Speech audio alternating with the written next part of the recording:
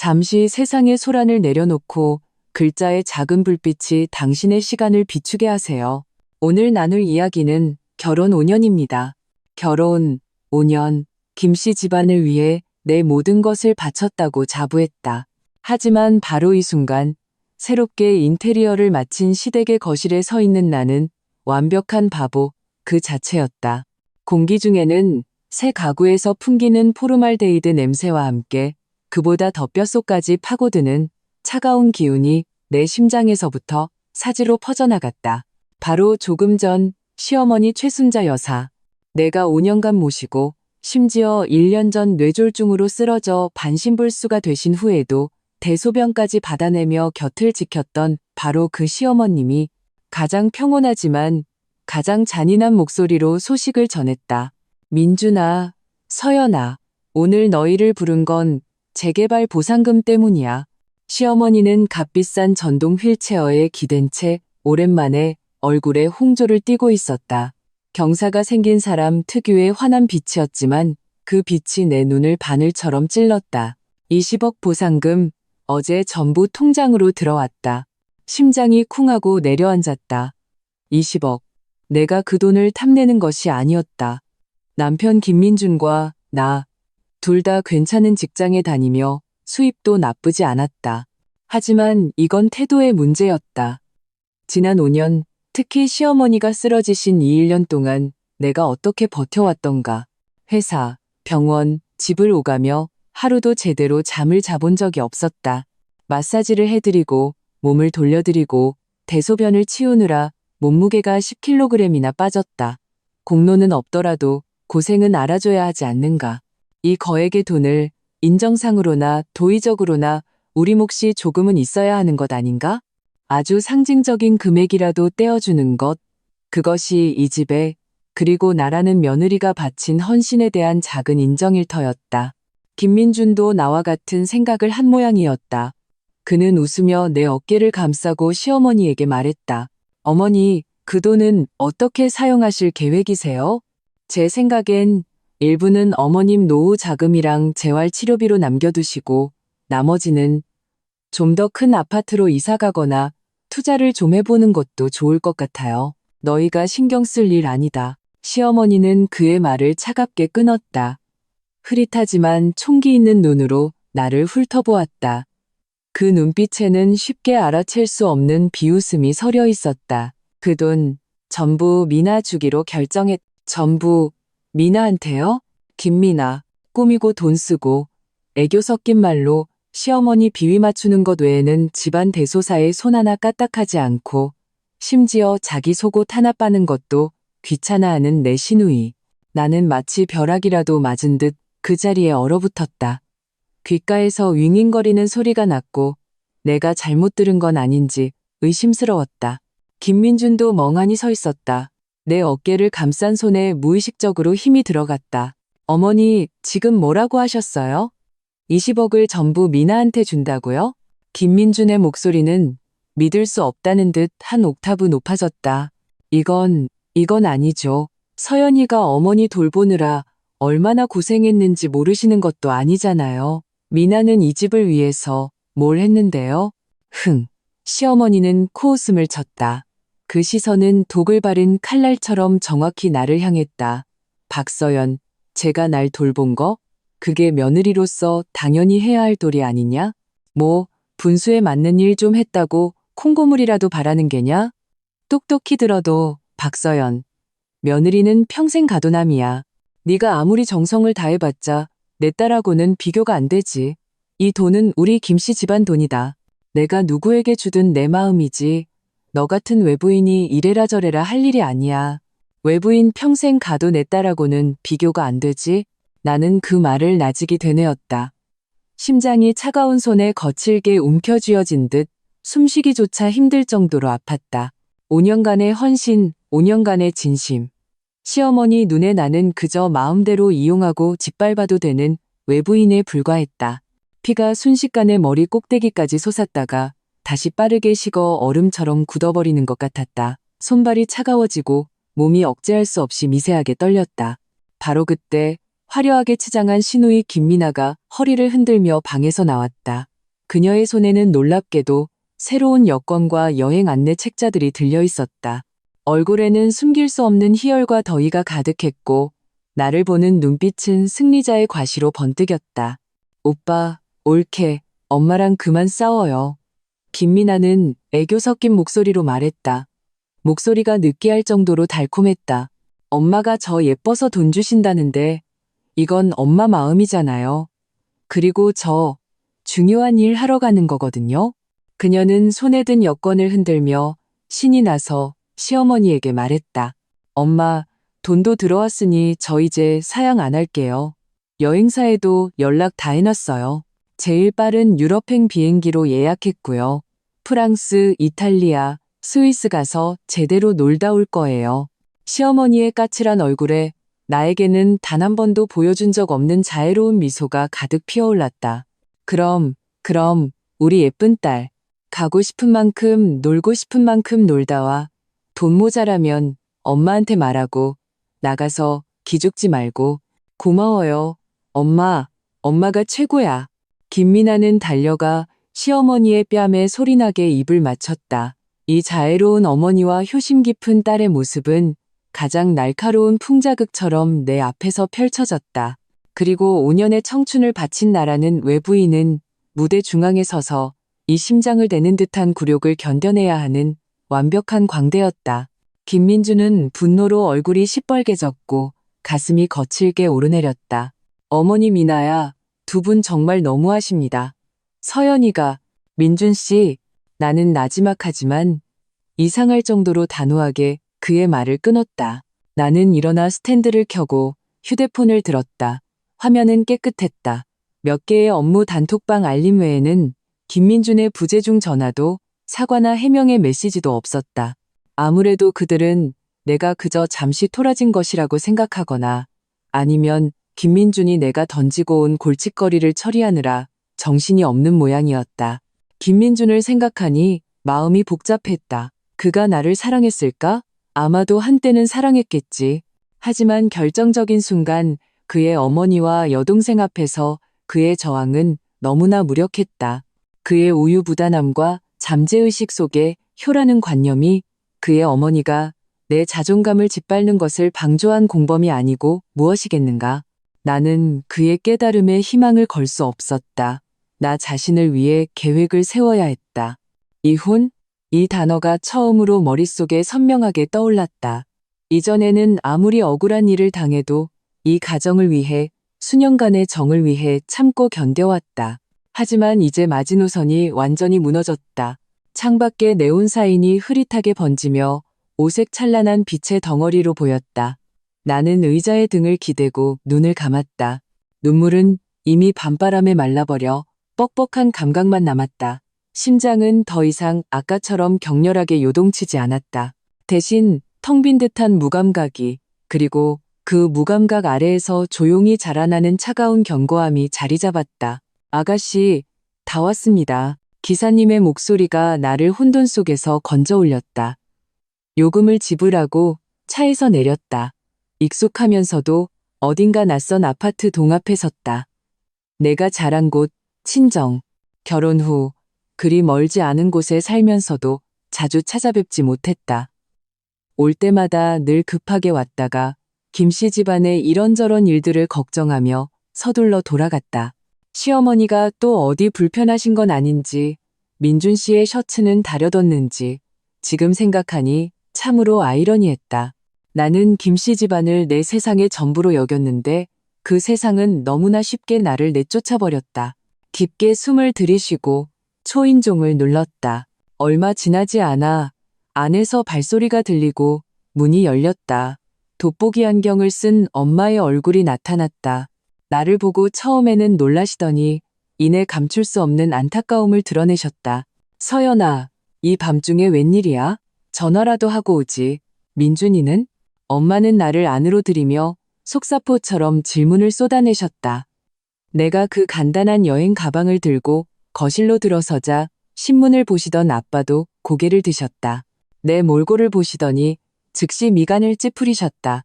무슨 일 있었냐? 민준이랑 싸웠어? 걱정과 우려가 가득한 부모님의 눈빛을 보자 길 위에서 애써 지탱했던 강인함이 순식간에 무너져 내렸다. 코끝이 찡해지며 눈가가 다시 뜨거워졌다. 하지만 나는 필사적으로 참았다. 울면 안 돼. 적어도 지금 통곡해서 부모님을 더 걱정시켜드릴 수는 없었다. 아빠, 엄마, 나는 입을 열었다. 목소리가 조금 잠겨 있었다. 저, 당분간 여기서 지내야 할 것 같아요. 엄마가 즉시 내 손을 잡으셨다. 나는 입꼬리를 당겨 씁쓸한 미소를 지었다. 그 엄마와 여동생 눈에는 돈은 김씨 집안 돈이고 어떻게 나누는지는 자기들 자유래요. 저는 결국 남이니까요. 남 같은 소리 하고 있네. 엄마가 드물게 욕설을 내뱉으셨다. 나를 와락 품에 안으셨다. 서연아, 무서워하지 마. 아빠 엄마가 여기 있잖아. 그 김씨 집안 다시는 돌아가지 마. 그런 짐승만도 못한 집안은 네가 헌신할 가치도 없어. 아빠의 가슴이 거칠게 오르내렸다. 그는 간신히 호흡을 가다듬고 나를 보셨다. 눈빛에는 안타까움과 함께 무겁지만 단호한 결심이 서려 있었다. 서연아, 네가 잘했다. 그 집에서는 더 이상 있으면 안 돼. 사람이 자존심으로 사는 거지. 그 집에서 널 사람 취급 안 하는데 우리 박씨 집안 딸이 그렇게 무시당하고 살 수는 없어. 마음 편히 여기서 지내. 살고 싶은 만큼 살아. 회사도 힘들면 그만둬. 아빠가 먹여 살릴게. 나는 일어나 스탠드를 켜고 휴대폰을 들었다. 화면은 깨끗했다. 몇 개의 업무 단톡방 알림 외에는 김민준의 부재중 전화도 사과나 해명의 메시지도 없었다. 아무래도 그들은 내가 그저 잠시 토라진 것이라고 생각하거나 아니면 김민준이 내가 던지고 온 골칫거리를 처리하느라 정신이 없는 모양이었다. 김민준을 생각하니 마음이 복잡했다. 그가 나를 사랑했을까? 아마도 한때는 사랑했겠지. 하지만 결정적인 순간 그의 어머니와 여동생 앞에서 그의 저항은 너무나 무력했다. 그의 우유부단함과 잠재의식 속에 효라는 관념이 그의 어머니가 내 자존감을 짓밟는 것을 방조한 공범이 아니고 무엇이겠는가. 나는 그의 깨달음에 희망을 걸 수 없었다. 나 자신을 위해 계획을 세워야 했다. 이혼? 이 단어가 처음으로 머릿속에 선명하게 떠올랐다. 이전에는 아무리 억울한 일을 당해도 이 가정을 위해 수년간의 정을 위해 참고 견뎌왔다. 하지만 이제 마지노선이 완전히 무너졌다. 경제적 독립이 나의 가장 큰 무기다. 생활, 당분간 친정에서 지내되 부모님께 장기적으로 폐를 끼쳐서는 안 된다. 적당한 월세방을 알아보기 시작해야 한다. 경제적 여유가 된다면 내 저축과 부모님의 약간의 지원을 받아 작은 오피스텔이라도 계약금을 낼 수 있을지 고려해본다. 법률 상담, 비밀리에, 이혼 및 재산 분할 전문 변호사를 알아본다. 특히 그 재개발 보상금의 성격, 분할 가능성, 그리고 지난 5년 특히 반신불수 시어머니를 돌본 내 노동의 가치가 법적으로 인정받거나 보상받을 수 있는지 알아본다. 단돈 10원이라도 이 자존심을 위해 싸워야 한다. 감정관리, 슬픔과 분노를 허락하되 거기에 잠식되지는 않는다. 이번 충격을 나를 재창조하는 계기로 삼는다. 이것들을 다 쓰고 나니 동쪽 하늘이 희미하게 밝아오고 있었다. 나는 노트북을 덮었다. 마음이 이상할 정도로 평온해졌다. 더 이상 방황도 억울함도 없었다. 오직 명확한 목표와 차가운 결심만이 남았다. 한편 김씨 집안의 밤은 결코 평온하지 않았다. 내가 문을 박차고 나간 후 김민주는 극심한 혼란과 분노에 휩싸였다. 그는 어머니와 여동생을 향해 크게 화를 냈다. 어머니 미나야, 두 분이 무슨 짓을 했는지 좀 봐요. 20억을 전부 미나한테 주다니? 서연이가 우리 집을 위해 얼마나 헌신했는데, 특히 어머니 아프시고 나서 서연이 없었으면 이 집 벌써 풍비박산 났어요. 어떻게 서연이한테 이럴 수가 있어요? 최순자 여사는 휠체어에 앉은 채 조금도 기가 죽지 않았다. 오히려 아들의 대꾸에 더욱 화가 치밀었다. 내가 쟤한테 뭘 어쨌다고. 밥을 굶겼냐? 옷을 안 사입혔냐? 쟤가 날 돌본 건 당연히 해야 할 도리야. 어느 집 며느리가 시어머니 안 모신다고. 지만 귀한 줄 알아. 우리 김씨 집안 돈 좀 가졌다고 이제 와서 유세 떠는 거냐? 그깟 돈 때문에 저렇게 성질 부리며 집 나가는 꼴을 보니 쟤는 원래부터 딴 마음 품고 있었던 거야. 민준아, 똑똑히 들어. 저런 여자는 버릇을 고쳐놔야 해. 김민아는 매니큐어를 바르며 무심하게 말했다. 오빠, 뭘 그렇게 예민하게 굴어. 옳게 그냥 잠시 화나서 그런 거야. 며칠 지나면 알아서 기어들어오게 돼 있어. 결혼 5년 차 아줌마가 우리 집 나가서 어디로 가겠어? 친정 가서 늙은 처녀로 살 것도 아니고 엄마가 나한테 돈 준 건 내가 예뻐서 그런 거잖아. 오빠네 돈 필요하면 나중에 내가 여행 다녀와서 기분 좋으면 좀 보태줄 수도 있고. 너, 김민주는 여동생의 파렴치한 말에 온몸을 떨었다. 미나야, 어머니 누워 계시는데 누가 돌봐. 서연이 갔잖아. 누가 어머니 돌보냐고. 아, 뭐 간병인 부르면 되잖아. 김미나는 귀찮다는 듯 손을 휘저었다. 20억이나 있는데 실력 좋은 간병인 하나 못 구하겠어? 오빠가 며칠만 고생해서 빨리 간병인 구하면 되지. 안 그래, 엄마? 시어머니가 즉시 맞장구를 쳤다. 그래, 간병인 부르면 되지. 그는 몇 번이고 휴대폰을 들어 내게 전화를 걸려 했지만 시어머니의 꾸짖음이나 여동생의 빈정거림에 번번이 막혔다. 결국 그 보잘것없는 자존심 때문인지 어머니와 여동생에 대한 무력감 때문인지 그는 통화 버튼을 누르지 못했다. 그는 그저 빨리 간병인을 찾고 내가 잠시 화가 나 곧 돌아오리라는 희망에 기댈 수밖에 없었다. 그는 몰랐다.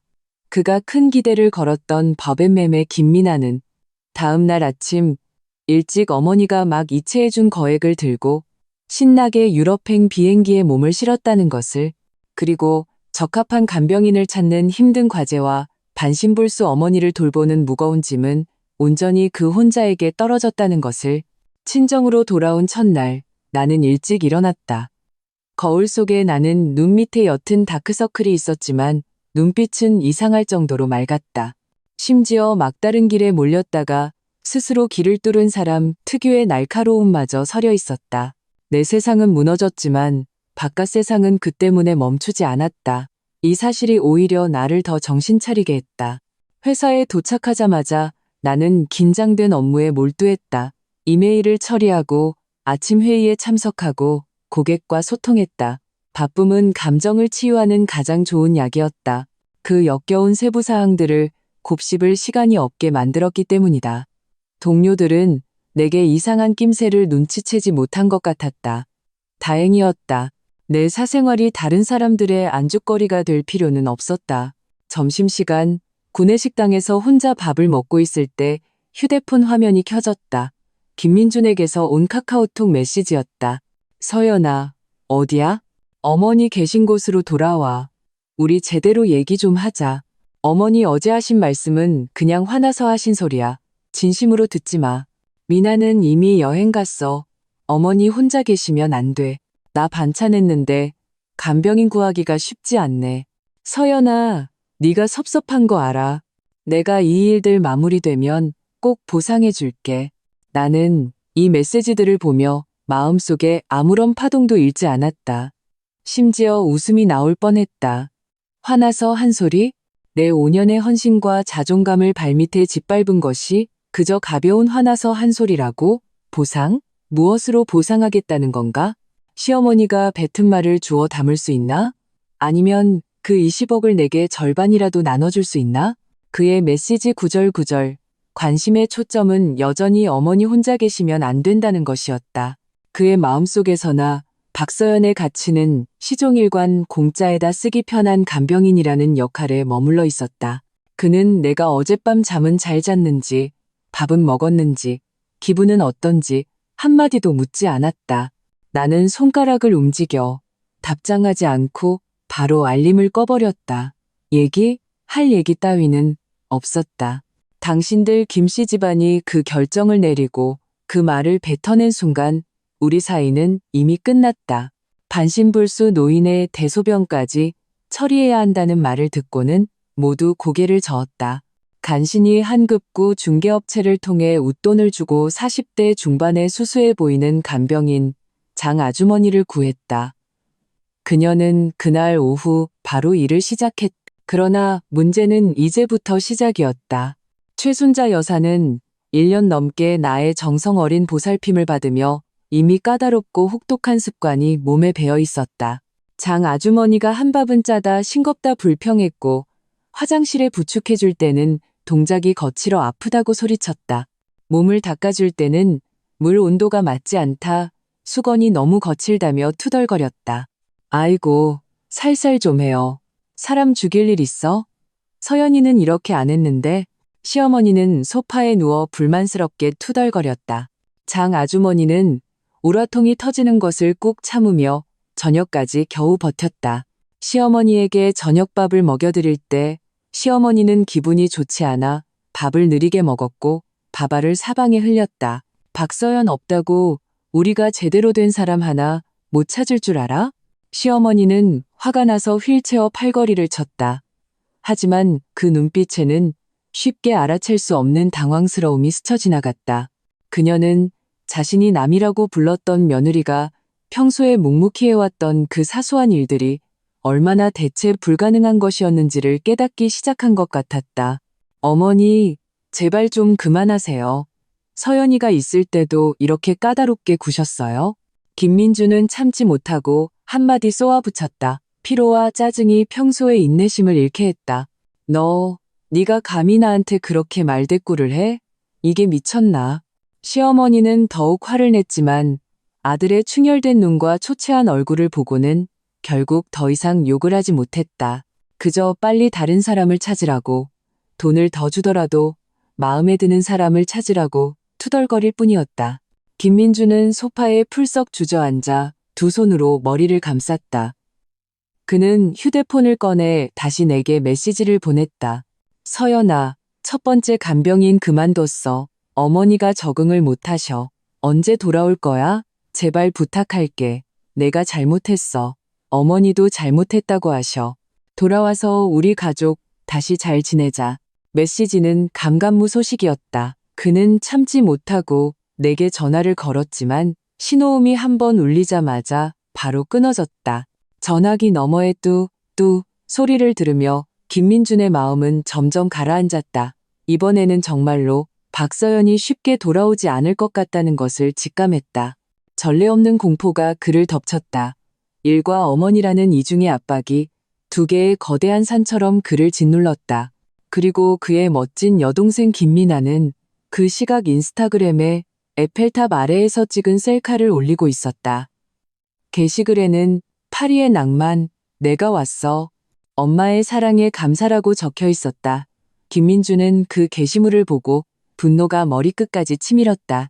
그는 처음으로 자신이 항상 예뻐했던 그 여동생에게 강렬한 원망을 느꼈다. 아빠는 시종일관 굳은 얼굴로 듣고 계셨고 손에 든 신문은 형체를 알아볼 수 없을 정도로 구겨져 있었다. 사람이 어떻게 그럴 수가 있어? 최 여사, 그 여자 제정신이 아니구먼. 엄마는 이야기를 다 듣고 분노로 온몸을 떠셨다. 목소리가 한껏 높아졌다. 우리 딸이 5년 동안, 특히 그 여자 쓰러지고 나서 1년 동안 어떻게 모셨는데 대소변 다 받아내고 몸 주물러주고 밤에 잠도 제대로 못 자면서 그래놓고 20억을 그 애교나 떠는 딸년한테 다 줘? 그러면서 네가 그 딸보다 못하다고? 그렇게 귀한 딸이 와서 대소변 좀 받아보라지. 아빠가 탁자를 세게 내리치셨다. 쿵 하는 소리가 거실을 울렸다. 김서방네, 우리 박씨 집안을 뭘로 보는 거야? 내 딸을 뭘로 보고 공짜 노예인 줄 알아? 쓸모 없어지니 발로 걷어차? 민준이는? 걔는 지 엄마가 너한테 그렇게 구는 걸 그냥 보고만 있었어? 민준 씨는 반대하긴 했어요. 하지만 소용없었어요. 부모님의 무조건적인 지지를 보며 마음이 따뜻해졌다. 아빠, 엄마, 고마워요. 하지만 제 일은 제가 처리하고 싶어요. 걱정 마세요. 제가 당하고만 있지는 않을 거예요. 그렇다고 막무가내로 굴지도 않을 거고요. 합법적이고 합리적인 방법으로 제가 받아야 할 것을 되찾고 과거와 완전히 작별할 거예요. 친정으로 돌아온 다음 날 나는 약속대로 이지혜 변호사를 만났다. 조용한 카페의 룸 안에서 나는 침착하고 상세하게 결혼 생활, 특히 20억 재개발 보상금의 전후 사정을 설명했다. 이 변호사는 세련된 중년 여성이었다. 그녀는 주의 깊게 들으며 가끔 질문을 던졌다. 눈빛은 날카롭고 전문적이었다. 박서연 씨, 설명에 따르면 이 재개발 보상금의 성격을 규정하는 것이 핵심입니다. 이 변호사는 펜으로 노트북을 가볍게 두드렸다. 재개발 보상은 보통 건물 자체에 대한 보상과 대지 사용권에 대한 보상을 포함합니다. 만약 철거된 건물이 혼인 후에 시댁의 낡은 집을 개축하거나 증축한 것이고 두 분이 자금을 댔거나 노동력을 제공한 증거가 있다면 혹은 대지 사용권자 명의의 남편분 이름이 포함되어 있다면 이 보상금 중 상당 부분이 부부 공동재산으로 인정될 가능성이 매우 높습니다. 그녀는 잠시 말을 멈추고 분석을 이어갔다. 설령 철거 대상이 전적으로 시어머님 개인 재산이었다 하더라도 그 거액의 현금을 취득한 시점이 혼인 기간 중이었고 시어머님이 명확하게 남편분 개인에게만 증여한다는 의사를 밝히지 않았다면 사법 실무에서는 부부에게 증여한 것으로 보거나 적어도 남편분이 취득한 부분은 부부 공동재산으로 인정될 여지가 있습니다. 물론 시어머님이 전액딸에게 준다고 명확히 밝힌 점이 복잡성을 더하지만 쩐주할 공간이 없는 것은 아닙니다. 더 중요한 것은 이 변호사는 나를 보며 칭찬의 기색을 담아 말했다. 서연 씨가 반신불수 시어머니를 1년간 돌본 것, 이 장기적이고 헌신적인 기여는 법적으로 주된 부양 의무 이행으로 간주될 수 있습니다. 부부 공동재산을 분할할 때 법원은 주된 부양 의무를 이행한 쪽에 유리하게 판단하는 경향이 있습니다. 우리는 시어머님이 받은 보상금 중 일부가 사실상 미래의 요양 및 의료 비용을 포함하고 있으며 서연 씨의 헌신이 김 씨 집안을 대신해 그 책임을 떠안은 것이므로 상응하는 경제적 보상을 받을 권리가 있다고 주장할 수 있습니다. 이것이 바로 기여분 제도입니다. 나는 진지하게 들으며 마음속으로 어느 정도 정리가 되었다. 내가 정말로 20억을 다투려는 것이 아니라 공정한 대우와 태도를 원했던 것이다. 이 변호사의 분석은 내가 결코 맨몸이 아니라는 것을 깨닫게 해주었다. 김씨 집안이 남이라는 두 글자로 나의 모든 것을 지워버리려 했지만 법은 그것을 지지하지 않을 수도 있었다. 변호사님, 제 최우선 목표는 이혼입니다. 그리고 명확하게 정리하고 싶습니다.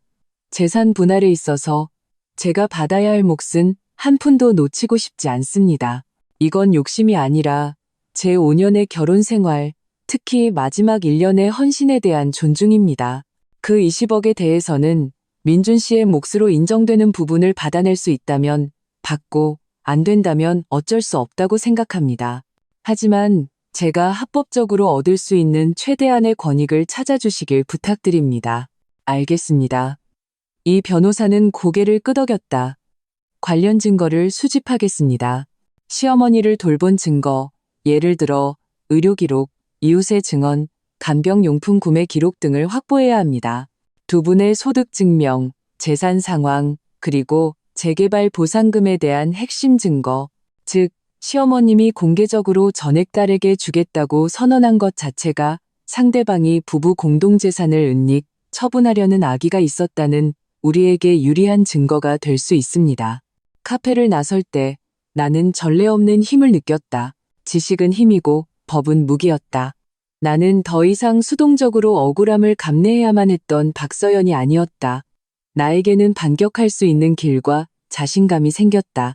동시에 나는 업무에 더 많은 에너지를 쏟았다. 다른 잡념이 없어서인지 혹은 나 자신을 증명하고 싶어서인지 내 업무 효율은 극도로 높아졌다. 이전에 난감했던 프로젝트가 내 손에서 돌파구를 찾았다. 부장님은 주간 회의에서 나를 특별히 칭찬하며 연말 승진 기회가 크다고 암시했다. 내가 이렇게 착실하게 전진하는 것과 대조적으로 김민준은 그야말로 지옥의 시작이었다. 김민준의 둘째 날은 어머니의 불평과 재촉 속에서 시작되었다. 그는 다크서클이 짙게 내려온 채 허둥지둥 어머니에게 우유를 데워드리고 자신은 아침밥도 거른 채 회사로 달려갔다. 오전에 중요한 고객 미팅이 있었지만 그는 정신을 집중하지 못해 상사에게 지적을 받았다. 점심시간에는 쉴 틈도 없이 간병업체에 연락을 돌렸다. 전화를 수십 통 했지만 사람이 없거나 가격이 터무니없이 비싸거나 반신불수 노인을 돌봐야 한다는 말에 거절당하기 일쑤였다. 간신히 오후에 2명과 면접 약속을 잡고 그는 다시 상사에게 머리를 조아리며 조퇴를 요청해야 했다. 상사는 불쾌한 표정으로 그를 보았다. 김대리, 지금 프로젝트가 얼마나 중요한 시기인지 알 텐데 요즘 상태도 안 좋고 자꾸 조퇴를 하니 이러면 팀 전체에 피해가 가. 김민주는 부끄러움에 고개를 숙이며 최대한 빨리 집안일을 처리하겠다고 연신 사과했다. 오후에 면접 본 2명의 간병인, 1명은 뺀질거리는 인상에 터무니없이 높은 급여와 개인 욕실이 딸린 방까지 요구했다. 다른 1명은 수수해 보였지만 시어머니가 얼마나 까다로운지 이전 사람이 반나절 만에 그만두고 나갔다는 얘기를 듣고는 발을 뺐다. 김민주는 거의 무너질 지경이었다. 저녁에 집에 돌아오니 배고픔에 짜증을 내며 침구를 또 더럽힌 어머니가 기다리고 있었다. 그는 허둥지둥 치우고 배달 음식을 시켰지만 어머니는 배달 음식이 느끼하고 건강에 안 좋다며 박서연이 해준 밥은 싱거워도 집밥 맛은 났다고 투덜거렸다. 어머니, 서연이는 이미 갔어요. 어머니랑 미나가 화나게 해서 쫓아낸 거잖아요. 이제 와서 서연이 얘기를 하면 무슨 소용이에요. 김민주는 마침내 참지 못하고 소리쳤다. 아들에게 호통을 들은 시어머니는 잠시 멍해지더니 이내 휠체어를 치며 울부짖기 시작했다. 아이고, 내 팔자야. 아들이 나를 무시하네. 며느리는 도망가고 아들놈은 나한테 소리나 지르고 차라리 죽는 게 낫지. 어머니가 생떼를 쓰는 모습을 보며 깊은 무력감이 그를 덮쳤다. 그는 소파에 풀썩 주저앉아 여전히 아무 답장 없는 카카오톡 대화창과 여동생 인스타그램에 햇살 가득한 여행 사진을 번갈아 보았다. 처음으로 이 결혼에, 이 가정에 회의감이 들었다. 그는 내게 장문의 메시지를 보냈다. 자신의 공경, 어머니를 모시기 힘든 점, 직장에서의 스트레스, 그리고 깊은 후회를 토로하며 수년간의 정을 봐서라도 돌아와 도와달라고 애원했다. 나는 나와 나의 어려움으로 가득 찬 그 메시지를 보며 속으로 냉소했다. 지금까지도 그의 관심의 핵심은 자신이 처한 이 난장판이지 내게 입힌 상처가 아니었다. 나는 메시지를 바로 삭제했다. 답장하지 않았다. 새로운 간병인 이 아주머니의 등장은 김씨 집안에 전환점을 가져오지 못했다. 오히려 낙타의 등을 부러뜨리는 마지막 지푸라기가 되었다. 이 아주머니는 가격이 저렴했지만 전문성은 거의 제로였고 성질도 불같았다. 그녀는 이를 덤벙거리며 시어머니에게 밥을 먹일 때는 오리에게 모이를 주듯 했고 몸을 돌릴 때는 거칠게 다루어 시어머니가 아픔에 신음했다. 시어머니가 조금이라도 불평하면 이 아주머니는 눈을 부라리며 알아들을 수 없는 사투리로 중얼거렸다. 분명 좋은 말은 아니었다. 김민주는 낮에 회사에서 안절부절 못하며 집에 설치한 CCTV로 원격 확인을 했다. 어머니가 침대에 누워 한숨을 쉬고 이 아주머니는 옆에서 휴대폰을 하거나 잠을 자는 모습이 자주 보였다. 그가 전화를 걸어 주의를 주면 이 아주머니는 말로는 알겠다고 대답하고는 전화를 끊자마자 원래대로 돌아갔다. 닷새째 되는 날 마침내 갈등이 폭발했다. 시어머니는 이 아주머니가 몸을 닦아줄 때 너무 세게 문질러 피부가 빨갛게 된 것에 대해 몇 마디 욕을 했다. 억눌려 있던 이 아주머니의 분노가 순식간에 점화되었다. 이 늙은이가 내 수발이 맘에 안 들면 그 잘난 며느리더러 돌아오라고 하든가. 돈도 없으면서 사모님 행세는 나 더러워서 못 해먹겠다. 말을 마친 그녀는 문을 박차고 나갔을 뿐만 아니라 떠나기 전에 김민준이 탁자 위에 둔 현금 몇십만 원까지 슬쩍했다. 김민준은 어머니의 울음 섞인 전화를 받고 집으로 달려갔다. 그를 맞이한 것은 난장판이 된 집과 분노로 온몸을 떨며 거의 숨이 넘어갈 지경인 어머니였다. 그는 경찰에 간병인의 절도 사실을 신고했지만 간병인 구하는 일은 완전히 막다른 길에 다다랐다. 정식 중개업체들은 그의 집 사정과 이전의 불미스러운 일을 듣고는 당장은 적합한 사람이 없다고 정중하게 거절했다. 엎친 데 덮친 격으로 회사 부장님이 정식으로 김민준을 불렀다. 최근 그의 잦은 업무 실수로 프로젝트 진행에 심각한 차질이 생겼다며 회사에서는 그를 핵심 프로젝트 팀에서 잠시 제외하기로 결정했다. 먼저 집안일을 처리하고 그 후에 복귀를 논의하자는 것이었다. 이것은 사실상 정직이나 다름없었다. 일과 가정의 이중고는 김민준을 거의 무너뜨렸다. 그는 다시 여동생 김미나에게 연락을 시도했다. 전화는 간신히 연결되었고 배경에서는 시끄러운 음악과 웃음소리가 들렸다. 오빠, 무슨 일이야? 나 지금 스위스에서 스키 타고 있는데.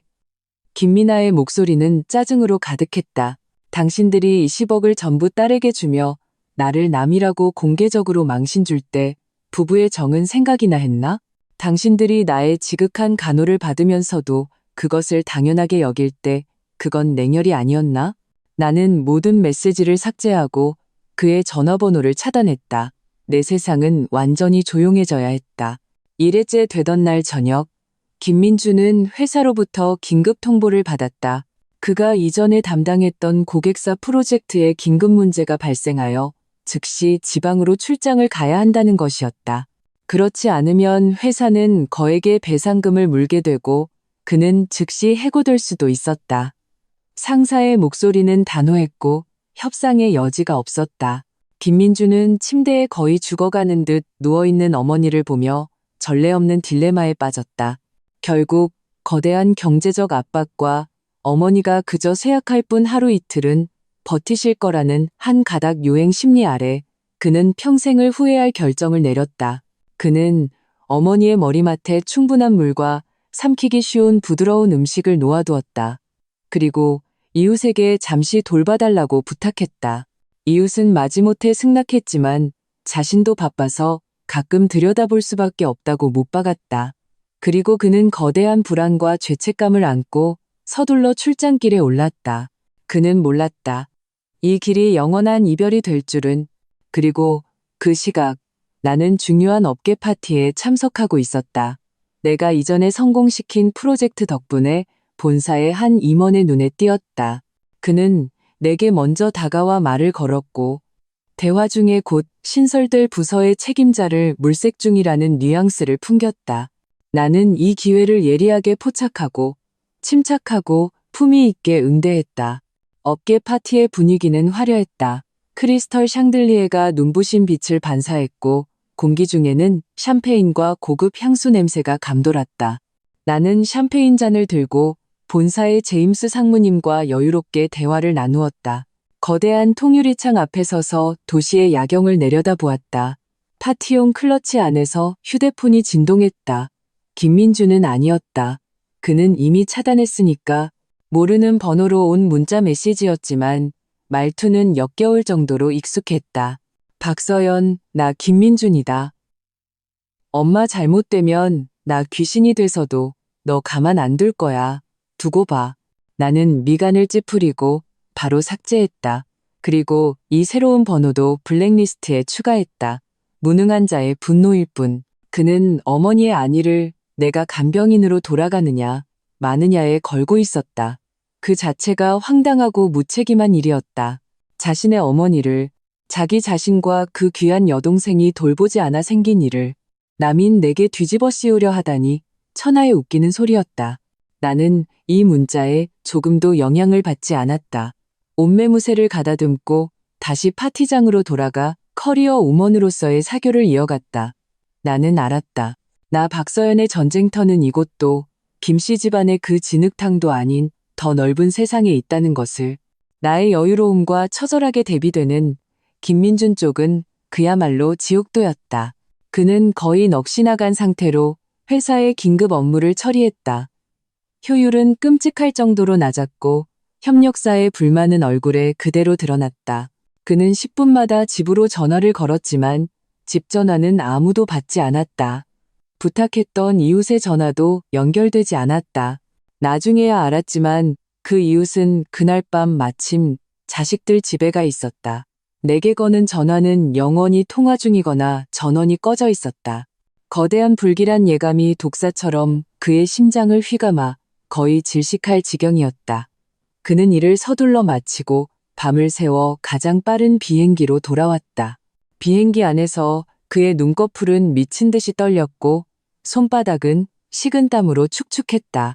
머릿속에는 어머니의 쇠약하고 고통스러운 모습과 내가 단호하게 떠나던 뒷모습만이 가득했다. 후회, 공포, 분노, 절망, 온갖 감정이 뒤섞여 그를 갈기갈기 찢어놓을 것 같았다. 새벽녘 비행기가 마침내 착륙했다.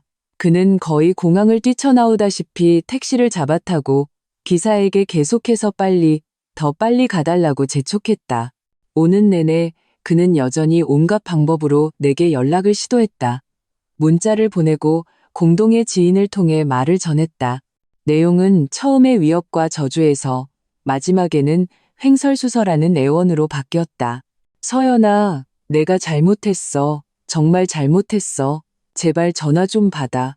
엄마한테 무슨 일 생긴 것 같아. 엄마만 무사하면 내가 뭐든지 다 할게. 돈, 우리 필요 없어. 다 미나 줘. 우리 그냥 잘 살자.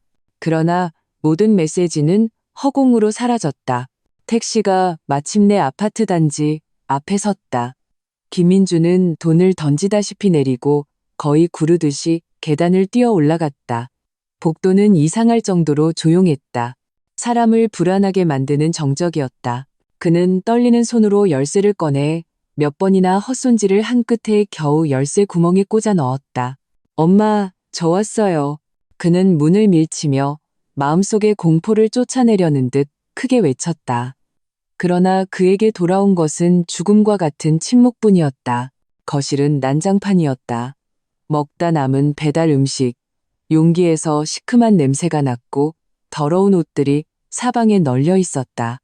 심장이 미친 듯이 그는 몇 걸음에 어머니의 침실로 달려갔다. 형용할 수 없는 배설물과 어떤 부패한 기운이 섞인 냄새가 코를 찔렀다. 방 안은 어두컴컴했고 커튼이 굳게 닫혀 있었다. 어머니 최순자 여사는 침대 위에 비스듬히 쓰러져 있었다. 자세는 뒤틀려 있었고 몸에는 얇은 담요 하나만 덮여 있었다. 한쪽 팔은 침대 가장자리에 힘없이 늘어져 있었고 피부는 끔찍한 잿빛을 띠고 있었다. 그녀의 눈은 반쯤 뜨여 텅 빈 시선으로 천장을 응시하고 있었다. 얼굴에는 고통과 어떤 믿을 수 없다는 표정이 굳어 있었다. 침대 옆에 물컵은 엎어져 바닥에 물이 흘렀고 이미 말라붙어 있었다. 그가 남겨두었던 부드러운 음식은 한 입도 되지 않은 듯했다. 엄마? 김민준의 목소리는 형편없이 떨렸다. 그는 한 걸음 한 걸음 침대 옆으로 다가가 손을 뻗어 조심스럽게 어머니의 뺨을 만졌다. 차가웠다. 뼛속까지 시린 얼음 같은 차가움. 그것은 생명의 기운이 전혀 없는 골수까지 파고드는 싸늘함이었다. 엄마? 찢어질 듯한 비명에 가까운 절규가 김민준의 목에서 터져나왔다. 그는 다리에 힘이 풀려 쿵소리를 내며 침대 앞에 무릎을 꿇었다. 온몸에서 뼈가 빠져나간 듯 그대로 주저앉았다. 그는 믿을 수 없다는 듯 이미 굳어버린 어머니의 몸을 흔들었다. 손끝에 닿는 차가운 감촉이 그를 얼음지옥으로 떨어뜨렸다. 엄마, 일어나 봐요. 나 좀 봐요. 저 민준이에요. 엄마. 그는 미친 듯이 울부짖으며 몸을 흔들었지만 침대에 누운 사람은 이미 아무런 반응이 없었다. 그는 망연자실했다. 완전히 넋이 나갔다. 머릿속이 하얘지고 마치 온 세상이 순식간에 무너져 내리는 것 같았다. 몇 시간 전의 불길한 예감이 잔인한 현실이 되어 톱니 망치처럼 그의 모든 요행과 희망을 박살냈다. 출장을 간 지 고작 하루 남짓, 어머니가 어떻게 싸늘하게 식어버릴 수 있단 말인가. 굶어 죽었나? 목말라 죽었나? 욕창 감염? 아니면 절망 속에서 스스로 수많은 끔찍한 생각들이 머릿속에서 폭발했다. 그는 차가운 바닥에 주저앉아 어머니의 싸늘한 시신을 바라보았다. 거대한 슬픔, 끝없는 후회, 그리고 하늘을 찌를 듯한 분노가 그를 완전히 집어삼켰다. 그는 상처 입은 야수처럼 우우 소리를 내며 울었다. 눈물과 콧물이 얼굴을 뒤덮었다. 바로 그때 주머니 속에 휴대폰이 울렸다. 그가 설정해둔 출근 알람이었다. 경쾌한 벨소리가 이 죽음의 기운이 감도는 적막한 방 안에서 더없이 귀에 거슬리고 황당하게 울려 퍼졌다.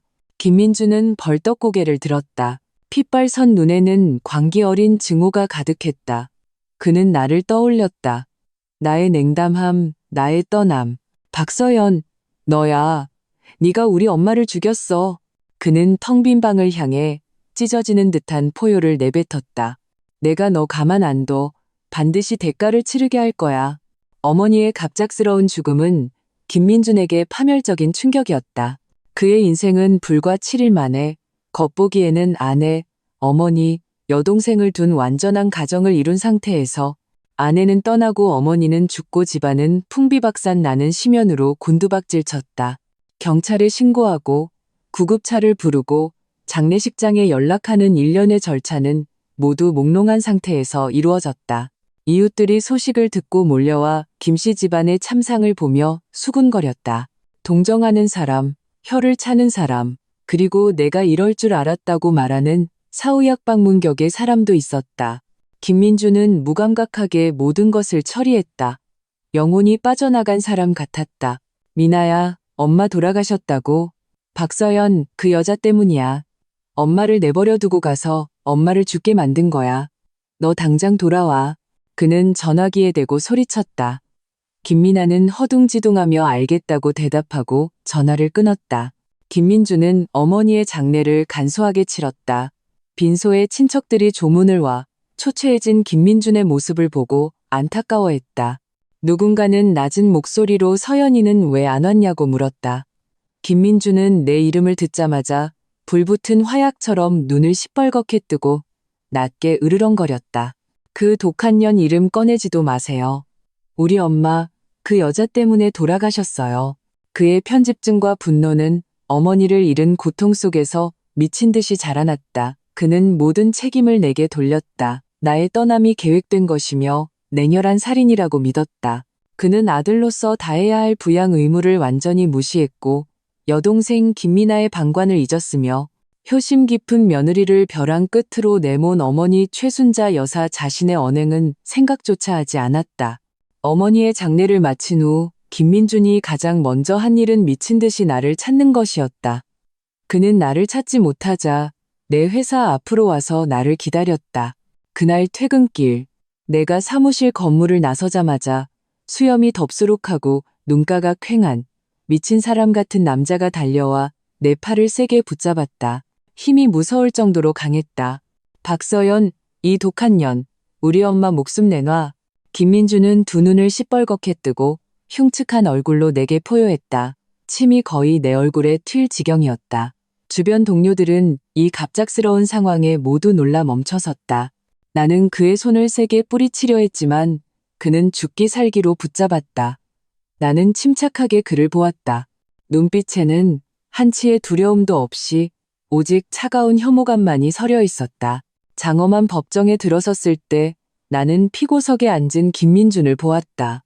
그는 지난번보다 더욱 초췌했고 눈 밑에 다크서클이 짙었다. 나를 보는 눈빛은 복잡했다. 증오, 피로, 그리고 아주 희미한 애원이 섞여 있었다. 김미나도 와 있었다. 방청석에 앉아 화려한 옷차림으로 분노에 찬 눈으로 나를 쏘아보고 있었다. 재판장이 개정을 선언했다. 김민준의 변호사가 먼저 발언했다. 부부 관계 파탄의 원인이 내가 가정의 책임을 져버리고 시어머니가 가장 보살핌이 필요할 때 제멋대로 집을 나갔기 때문이라고 강조했다. 그리고 시어머니가 돌아가신 직후 이혼 소송을 제기한 것이 비인간적이라며 도덕적으로 나를 압박하려 했다. 재산 분할에 대해서는 20억 재개발 보상금은 시어머니 개인 재산이며 딸 김미나에게 명확히 증여한 것이므로 부부 공동재산과 무관하다고 주장했다. 우리 측 발언 차례가 되자 이 변호사는 침착하고 논리정연하게 반박했다. 둘째, 당신 어머니가 몸져 누워 계실 때 법적 부양 의무자는 당신 남매 두 사람이지 저 박서연이 아닙니다. 저는 당신들 김씨 집안에서 간병비 한 푼 받은 적 없고 순전히 정으로 돌봐드린 겁니다. 정이 끊어졌으니 떠나는 건 당연하죠. 법적으로 제가 남아서 그분을 돌봐야 할 의무는 전혀 없습니다. 셋째, 내 시선은 칼날처럼 날카로워졌다. 당신은 아들로서 어머니가 스스로 거동이 불가능하다는 것을 알면서도 일 때문에 그분을 혼자 집에 두고 갔습니다. 부탁했다는 이웃도 책임을 다하지 않았고요. 결국 어머니가 아무런 보살핌도 받지 못하고 돌아가시게 된 겁니다. 진짜로 책임을 져야 할 사람, 죄책감을 느끼고 후회해야 할 사람이 누군지 당신 마음속으로는 잘 알 텐데요. 당신과 당신 여동생의 직무유기를 제게 떠넘기지 마세요. 나의 이 논리정연하고 힘있는 말에 처음에는 김민준을 동정하던 동료들마저 이내 명확히 상황을 파악하고는 경멸의 눈초리를 보냈다. 사람들 사이에서 수군거리는 소리가 들렸다. 아, 그런 거였어? 20억을 딸한테 다 주고 며느리는 남이라고 욕하고 자기 아들이 제대로 못 돌봐서 돌아가셨는데 전 며느리 탓을 한다고? 이건 좀 심하네. 김민주는 내 말에 반박하지 못하고 주변의 시선에 찔려 어쩔 줄 몰라 했다. 하지만 그는 이미 증오에 눈이 멀어 그저 반복해서 소리칠 뿐이었다. 궤변이야. 네가 죽인 거야. 내 탓이라고. 그때 회사 보안 요원들이 제때 도착하여 미친 듯 날뛰는 김민준을 떼어놓고 경고했다. 나는 그에게 잡혔던 소매를 정리하고 차갑게 그를 한번 쳐다보았다. 김민준 씨, 계속해서 저를 괴롭히면 경찰에 신고하고 접근금지 신청을 할 겁니다. 그리고 제 변호사가 곧 이혼 소송건으로 연락할 겁니다. 알아서 하세요. 말을 마친 나는 등을 꼿꼿이 펴고 사람들의 복잡한 시선 속에서 당당하게 돌아서 떠났다. 등 뒤에서는 김민준의 분하고 절망적인 포효가 들려왔다. 김민준이 내 회사 앞에서 벌인 소동은 바람처럼 동료들 사이에 퍼져나갔다. 하지만 여론은 그에게 기울지 않았다. 시어머니가 20억 거액을 딸에게 전부 주고 며느리를 남이라고 모욕한 것, 아들이 부양 의무를 다하지 않아 어머니가 사고로 돌아가신 것 등 사건의 전말을 알게 되자 동정의 저울은 오히려 내게로 기울었다. 심지어 평소 말이 없던 한 여자 부장님은 탕비실에서 나를 마주치자 가볍게 어깨를 두드리며 서연 씨, 떠나길 잘했어요. 자신을 잘 챙겨요라고 말해주었다. 이 작은 선의의 마음이 따뜻해졌다. 나는 신념을 더욱 굳혔다. 옳고 그름은 세상이 판단해 줄 것이다. 나는 모든 에너지를 일에 쏟았다. 신설 부서장 공모가 일정에 올랐고 나는 정성껏 준비했다. 김씨 집안의 그 난장판은 법과 시간에게 맡기기로 했다. 그러나 가만히 있으려 해도 바람이 그치지 않았다. 김민준의 관계는 그날 공개적으로 망신을 당한 것으로 끝나지 않았다. 서연이가 안 나갔으면 엄마가 돌아가셨겠냐고? 김민아는 호통에 잠시 주춤하더니 이내 자기도 화를 냈다. 왜 나한테 소리 질러? 엄마가 나한테 돈 준 건 엄마가 원해서 그런 거야. 내가 예쁘다고. 박서연 지가 속 좁아서 나간 걸 왜 내 탓을 해? 오빠가 엄마 제대로 못 돌봐놓고 이제 와서 나한테 뒤집어 씌우는 거잖아. 나도 오빠 탓할 거야. 오빠가 무능해서 엄마가 돌아가신 거 아니야. 나 때문에 유럽 여행도 제대로 못 즐기고 남매는 그렇게 어머니의 영정 앞에서 거리낌 없이 서로를 비난하고 욕하며 싸우기 시작했다. 인간의 이기심과 추악함을 남김없이 드러냈다. 싸움의 초점은 처음에는 어머니의 죽음에 대한 책임 소재에서 순식간에 더 현실적인 문제로 옮겨갔다. 됐어. 이제 와서 그런 말 해봐야 무슨 소용이야. 김민아가 김민준의 원망을 참을성 없게 끊었다. 그녀는 눈알을 굴리며 목소리를 낮췄다. 엄마가 갑자기 돌아가셔서 그 돈, 엄마 통장이랑 비밀번호 어디 있는지 오빠 찾았어? 김민주는 믿을 수 없다는 듯 여동생을 보았다. 어머니 뼈가루도 채 마르지 않았는데 그녀가 신경 쓰는 것은 어머니의 목숨을 앗아간 그 돈이었다. 그는 분노로 온몸을 떨며 김민아의 코를 가리켰다. 돈, 돈, 돈. 넌 돈밖에 몰라. 엄마가 그 돈이랑 내 욕심 때문에 돌아가신 거야. 그런데도 뻔뻔하게. 내가 왜 뻔뻔해. 김민아는 당당했다. 그 돈 엄마가 이미 나한테 준 거잖아. 그럼 내 거지. 빨리 찾아야지. 혹시 은행에서 동결시키거나 무슨 절차가 복잡해지면 어떡해? 두 사람이 옥신각신 싸우고 있을 때 초인종이 울렸다. 김민준이 어두운 얼굴로 문을 열었다. 문 앞에는 단정한 차림의 등기 우편 배달원이 서 있었다. 그는 두툼한 서류 봉투를 내밀었다. 김민준 씨 맞으신가요? 법원 등기입니다. 서명 부탁드립니다. 법원 등기. 김민준은 심장이 쿵하고 내려앉았다. 상대방이 주장하는 원고가 시어머니의 비극적인 시점에 소송을 제기하여 비인간적이라는 주장에 대해 우리 측은 상대방과 재판부에 상기시켜드릴 필요가 있습니다. 첫째, 소송 제기는 시어머니께서 돌아가시기 전이었습니다. 둘째, 시어머니의 죽음은 역설적으로 피고 김민준 씨와 그의 여동생 김민아 씨가 법적 부양 의무자로서 심각하게 그 의무를 다하지 못했다는 잔혹한 사실을 드러냅니다. 어머니의 죽음에 대한 책임을 이미 마음이 떠나버린 며느리에게 전가하는 것은 터무니없는 책임 회피입니다. 이 변호사의 말은 힘이 있었다. 김민주는 피고석에서 얼굴이 불그락부르락했다. 다음은 핵심 쟁점인 재산 분할이었다. 이 변호사는 법정에 일련의 증거를 제출했다. 대지 사용권 증명서 사본거기에는 김민준의 이름이 있었다. 낡은 집을 개축할 때 일부 자금을 댄 증거, 그리고 내가 시어머니를 돌본 수많은 증거들, 상세한 쇼핑 목록, 병원 동행 기록 등이 포함되었다. 이 돈은 엄마가 나한테 준 거야. 내 거라고. 김민주는 소파에 풀썩 주저앉아 두 손으로 머리를 감쌌다. 어머니의 죽음, 나의 단호한 소송, 여동생의 이기심과 탐욕, 위태로운 직장 생활, 모든 것이 뒤엉켜 거대한 그물처럼 그를 꽁꽁 묶어 거의 질식시킬 지경이었다. 그는 처음으로 막다른 길이 무엇인지 실감했다. 제가 뭔데가 아니라 이 서류에 적힌 법 조항들이 뭔데겠지. 김민주는 소장을 탁자 위에 던지며 갈라진 목소리로 말했다. 김민아, 똑똑히 들어. 만약 법원이 저 여자 손을 들어주면 이 돈 너 혼자 한 푼도 못 가져. 이익이라는 끈에 균열이 가기 시작했다. 남매는 이 거액 때문에 처음에 상호 비난에서 내분과 상호 의심으로 돌아섰다. 김민아는 오빠가 자신을 지키기 위해 소송에서 자신에게 불리한 타협을 할까봐 두려워했고, 김민주는 여동생이 일으킨 화근의 뒷감당을 자신이 해야 하는 것을 원망했다. 장엄한 법정에 들어섰을 때 나는 피고석에 앉은 김민준을 보았다. 그는 지난번보다 더욱 초췌했고 눈 밑에 다크서클이 짙었다. 나를 보는 눈빛은 복잡했다.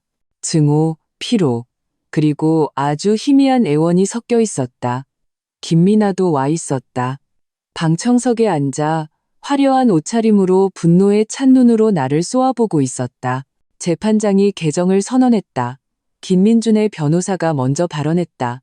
부부 관계 파탄의 원인이 내가 가정의 책임을 져버리고 시어머니가 가장 보살핌이 필요할 때 제멋대로 집을 나갔기 때문이라고 강조했다. 그리고 시어머니가 돌아가신 직후 이혼 소송을 제기한 것이 비인간적이라며 도덕적으로 나를 압박하려 했다. 재산 분할에 대해서는 20억 재개발 보상금은 시어머니 개인 재산이며 딸 김민아에게 명확히 증여한 것이므로 부부 공동재산과 무관하다고 주장했다. 우리 측 발언 차례가 되자 이 변호사는 침착하고 논리정연하게 반박했다. 장엄한 법정에 들어섰을 때 나는 피고석에 앉은 김민준을 보았다. 그는 지난번보다 더욱 초췌했고 눈 밑에 다크서클이 짙었다. 나를 보는 눈빛은 복잡했다. 증오, 피로, 그리고 아주 희미한 애원이 섞여 있었다. 김민아도 와 있었다. 방청석에 앉아 화려한 옷차림으로 분노에 찬 눈으로 나를 쏘아보고 있었다. 재판장이 개정을 선언했다. 김민준의 변호사가 먼저 발언했다. 부부 관계 파탄의 원인이 내가 가정의 책임을 져버리고 시어머니가 가장 보살핌이 필요할 때 제멋대로 집을 나갔기 때문이라고 강조했다. 그리고 시어머니가 돌아가신 직후 이혼 소송을 제기한 것이 비인간적이라며 도덕적으로 나를 압박하려 했다. 재산 분할에 대해서는 20억 재개발 보상금은 시어머니 개인 재산이며 딸 김민아에게 명확히 증여한 것이므로 부부 공동재산과 무관하다고 주장했다. 우리 측 발언 차례가 되자 이 변호사는 침착하고 논리정연하게 반박했다.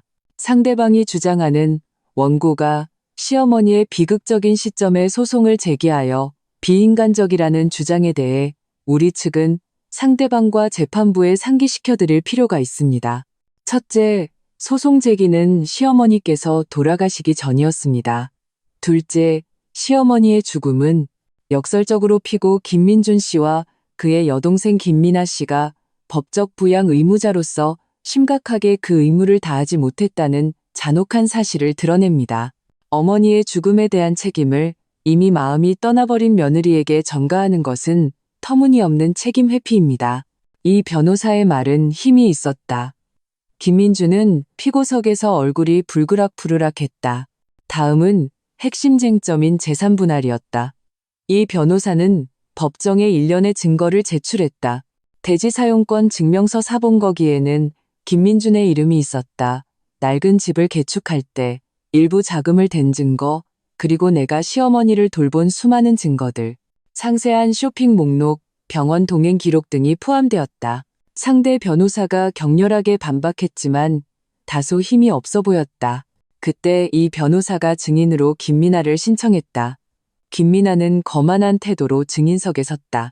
상대 변호사는 그녀를 유도하여 어머니가 어떻게 자발적으로 돈을 주었는지, 내가 가정과 불화했는지 등을 설명하게 하려 했다.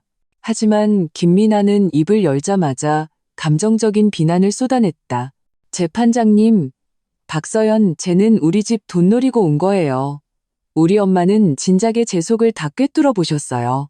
그 돈은 우리 엄마가 저한테 준 거고 쟤랑은 10원 한 장 관계없어요. 쟤는 받을 자격 없어요. 이 변호사가 침착하게 반대 신문을 시작했다. 김민아 씨, 어머님께서 몸져 누워 계시는 동안 구체적으로 어떤 간호를 하셨습니까? 예를 들어 식사를 도와드리거나 몸을 닦아드리거나 대소변을 처리해드린 적이 있습니까? 김민아는 잠시 멈칫하더니 혐오스러운 표정을 지었다. 저는 바빴고 그리고 그런 일은 박서연이 하면 됐잖아요. 상대방이 주장하는 원고가 시어머니의 비극적인 시점에 소송을 제기하여 비인간적이라는 주장에 대해 우리 측은 상대방과 재판부에 상기시켜드릴 필요가 있습니다. 첫째, 소송 제기는 시어머니께서 돌아가시기 전이었습니다. 둘째, 시어머니의 죽음은 역설적으로 피고 김민준 씨와 그의 여동생 김민아 씨가 법적 부양 의무자로서 심각하게 그 의무를 다하지 못했다는 잔혹한 사실을 드러냅니다. 어머니의 죽음에 대한 책임을 이미 마음이 떠나버린 며느리에게 전가하는 것은 터무니없는 책임 회피입니다. 이 변호사의 말은 힘이 있었다. 김민주는 피고석에서 얼굴이 불그락부르락했다. 다음은 핵심 쟁점인 재산 분할이었다. 이 변호사는 법정에 일련의 증거를 제출했다. 대지 사용권 증명서 사본거기에는 김민준의 이름이 있었다. 낡은 집을 개축할 때 일부 자금을 댄 증거, 그리고 내가 시어머니를 돌본 수많은 증거들, 상세한 쇼핑 목록, 병원 동행 기록 등이 포함되었다. 상대방이 주장하는 원고가 시어머니의 비극적인 시점에 소송을 제기하여 비인간적이라는 주장에 대해 우리 측은 상대방과 재판부에 상기시켜드릴 필요가 있습니다. 첫째, 소송 제기는 시어머니께서 돌아가시기 전이었습니다. 둘째, 시어머니의 죽음은 역설적으로 피고 김민준 씨와 그의 여동생 김민아 씨가 법적 부양 의무자로서 심각하게 그 의무를 다하지 못했다는 잔혹한 사실을 드러냅니다. 어머니의 죽음에 대한 책임을 이미 마음이 떠나버린 며느리에게 전가하는 것은 터무니없는 책임 회피입니다. 이 변호사의 말은 힘이 있었다. 김민주는 피고석에서 얼굴이 불그락부르락했다. 다음은 핵심 쟁점인 재산 분할이었다. 이 변호사는 법정에 일련의 증거를 제출했다. 대지 사용권 증명서 사본거기에는 김민준의 이름이 있었다.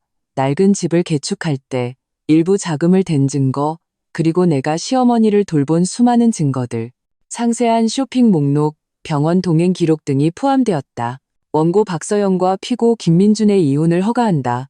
재산 분할에 관하여 법원은 본 사건의 재개발 보상금 중 일부가 대지 사용권자 명의의 피고 김민준이 포함된 점, 그리고 해당 보상금의 일부가 가족의 미래 보장 성격을 띠는 점 등을 고려하여 부부 공동재산의 성격을 가진다고 인정한다.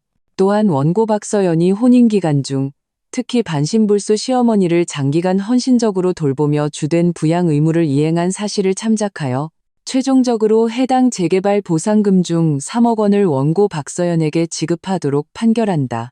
동시에 쌍방 명의의 다른 부부, 공동재산주로 혼후 취득한 아파트 일체와 소량의 예금에 대해서는 원고의 기여도를 높게 인정하여 원고에게 60%를 분할한다.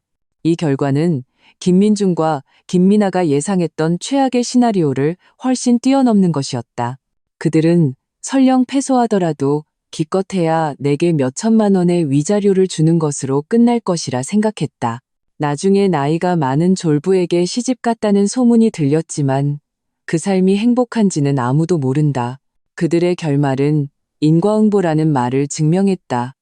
탐욕과 박정함은 결국 자기 자신을 파멸시켰다.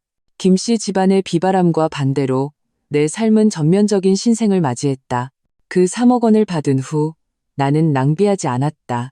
일부는 이 변호사에게 두둑한 성공보수를 지급하며 나의 정의를 찾아준 것에 감사했다. 일부는 부모님께 엘리베이터가 있는 더 편안한 아파트를 사드렸다. 내가 가장 힘들 때 무조건적인 지지를 보내주신 것에 대한 감사였다. 남은 돈으로 나는 세련된 오피스텔에 계약금을 내고 사업 발전기금을 마련해 두었다. 업무적으로 나는 성공적으로 공모에 합격하여 신설된 전략기획부의 팀장이 되었다. 새로운 자리는 도전의 연속이었지만 물 만난 고기처럼 모든 정력과 지혜를 쏟아부었고 눈부신 성과를 거두었다. 나의 능력과 강인함은 그룹 고위층의 인정을 받았고 커리어 전망은 활짝 열렸다. 나는 더 이상 부엌과 남편, 시어머니 주변을 맴돌던 박서연이 아니었다. 직장에서 빛나는 자신감 넘치고 독립적인 박 팀장이었다. 나는 운동을 배우며 좋은 몸매를 유지했고 독서와 그림이라는 취미를 다시 시작하며 내면 세계를 풍요롭게 했다. 마음을 터놓을 수 있는 서너 명의 친구가 생겼고 삶은 더 이상 가정이라는 단 하나의 기둥에 의지하지 않게 되었다. 그동안 구애하는 사람이 없었던 것은 아니었다. 조건 좋은 사람도 있었다. 하지만 나는 신중하고 정중하게 거리를 유지했다. 한번 실패한 결혼을 겪고 나니 내가 무엇을 필요로 하는지 더욱 명확해졌다. 사랑은 더 이상 삶의 필수품이 아니라 금상첨화의 장식품이었다. 나는 내 인생을 완전히 통제하는 지금 이 상태를 즐겼다. 충실하고 평온했다. 1년 후 어느 화창한 주말 나는 나만의 새로운 오피스텔로 이사했다. 넓고 밝은 발코니에 앉아 허브티 한 잔을 마시며 아래 정원에서 뛰노는 아이들과 산책하는 노인들을 보았다. 마음은 평온과 만족으로 가득 찼다. 휴대폰이 울렸다. 엄마였다. 저녁에 집에 와서 밥 먹으라고 내가 좋아하는 갈비찜을 해놓았다고 하셨다. 나는 웃으며 알겠다고 대답했다. 전화를 끊고 나는 멀리 보이는 푸른 하늘을 바라보았다. 한때의 그 어두운 세월은 마치 전생의 일처럼 아득하게 느껴졌다. 일부러 잊으려 하지 않았지만 그때의 고통과 절망은 더 이상 나를 조금도 상처 입힐 수 없었다. 그것들은 내 인생의 한 경험이 되어 영원히 독립을 유지하고 나 자신을 소중히 여기라고 경고해주는 이정표가 되었다. 시어머니의 그 옛날 한마디, 며느리는 평생 가도 내 딸하고는 비교가 안 되지. 지금 들으니 그저 우스꽝스러운 예언처럼 들린다.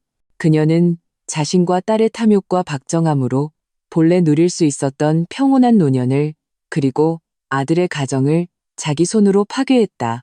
그는 내가 진행했던 프로젝트의 기획력을 높이 평가하며 신설될 전략기획부에서 추진력 있고 실행력 있는 책임자를 찾고 있다고 넌지시 말했다. 박 대리가 보여준 강인함과 전문성은 아주 인상 깊었습니다. 제임스 상무님이 미소 지으며 말했다. 특히 압박감과 복잡한 상황 속에서도 냉정을 유지하고 돌파구를 찾아내는 능력, 그게 바로 우리가 필요로 하는 자질입니다. 알아봐 주셔서 감사합니다. 상무님, 저는 도전이 곧 기회라고 믿습니다. 나는 품위 있게 대답했다. 마음은 평온했다. 예전 같았으면 본사 임원에게 이런 극찬을 듣고 기뻐서 어쩔 줄 몰랐을 것이다. 하지만 지금 내 마음은 마치 얇은 얼음막에 쌓여 있는 듯 외부의 칭찬이나 비난이 핵심에 닿지 못했다. 이 냉정함은 아마도 김씨 집안이 내게 안겨준 그 뼛속 시린 추위에서 비롯된 것일지도 모른다. 파티가 무르익을 무렵 나는 잠시 화장실을 핑계로 바람을 쐬러 나왔다.